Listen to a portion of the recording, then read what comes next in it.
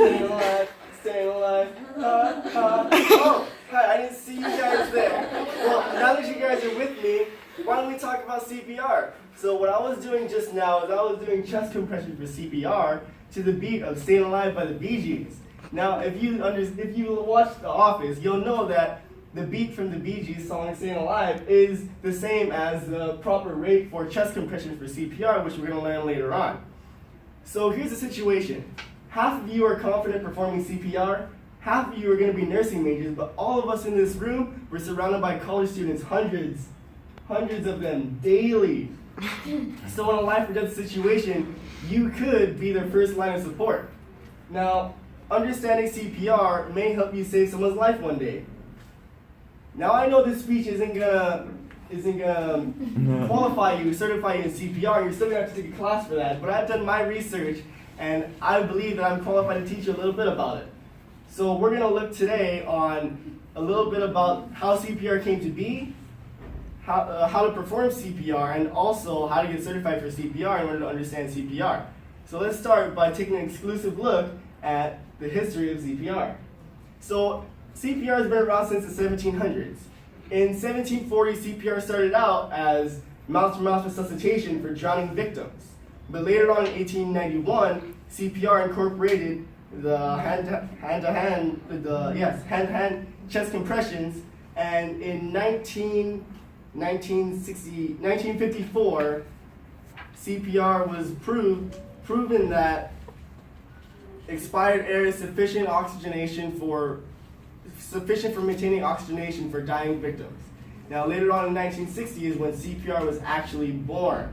And in 1966, so Paul Merker-Lekarski, chair of the Department of Trauma Surgery and Emergency Medicine at the Medical University of Lublin, Poland, points out in his 2015 abstract for the National Center of Biotechnology Information that the first CPR guidelines were published in 1966. So at this point, AHA, not the one from the Honor College, but the American Heart Association began to require CPR training for physicians and required it for the general public. Now that we know a lot about the background of CPR, let's dive a little deeper and see how to actually perform CPR.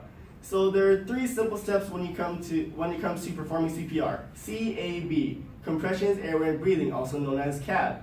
So we're going to start out with compressions. First, you want to check and see if the victim has a pulse. Feel their neck, their major artery on their neck, or put your ear to their chest and see if their heart is beating.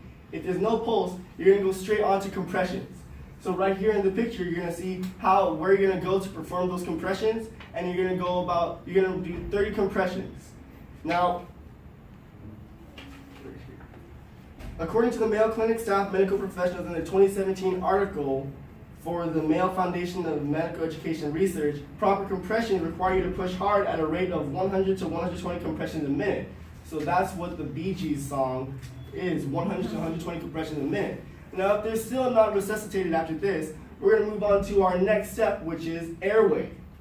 So airway, you want to see if they are breathing. So you're going to use a head tilt chin lift maneuver, and as shown behind me, and you're going to see if they have normal breathing. Normal breathing is what all of us are doing right now. Not me because I'm sick and because I'm talking fast, but what you guys are doing. Now, if they're gasping, if they're choking, if they're not breathing at all, that is a red flag. You want to move on to the next step. They are not resuscitated. We're going to move on to the last step, which is B, breathing. So for breathing, you're going to use the 2-breath rescue method. So you're going to give 2 breaths to the patient, and they're going to be 1 second each. You're going to create a seal with your lips to their lips. That's one way of doing it. There are multiple ways. And you're going to give them a 1 second breath. If their chest does not rise, you're going to give them the second breath. If their chest still doesn't rise, you're going to have to repeat the whole cycle CAB again, from the compressions to the airway to the breathing. Now, after 5 cycles, if they are still not resuscitated, you're going to have to take drastic measures and use a defibrillator. All right, so now that you know how to perform CPR, let's take a look at how to get certified. So, how do I get certified, you may ask? Well, there are 2 simple ways. You can take an online course, or you can go take in-person training. So the American Heart Association, the American Red Cross, and the National Safety Council all have online and in-person training. And you can go look up on their websites for in-depth details about these trainings. At those trainings, you're not only going to learn about CPR certification, you're going to learn about how to do CPR, but you're also going to learn basic safety principles for when you get into those situations where someone's right there, but you're going to be their first line of help. So that's how you get certified for CPR. If you're already certified, that's okay. You can still get certified. So as quoted in a 2017 blog for the CARE.com community, American Red Cross spokesperson Don Lauritsen states, "Of course, it's important to be CPR and first aid certified, but it's equally vital to take refresher courses." So now that you know about getting CPR certified, how to do CPR, and the history of CPR, that's a lot to take in, just like this Chipotle burrito behind me. And we're gonna wrap this burrito up and come to a close. So we went over the history of CPR, how to perform CPR, and also how to get CPR certified. Understanding CPR could help you be a hero one day. Now, you might come into the situation one day where you're listening to the song Staying Alive by the Bee Gees with a group of friends. One friend may be so spazzed out from that song they're going to go into cardiac arrest, fall on the floor. Two things are going to run through your mind. Either one, oh gosh, why does it happen during this song? Come on, that's ironic.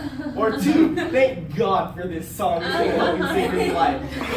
That's how to do CPR.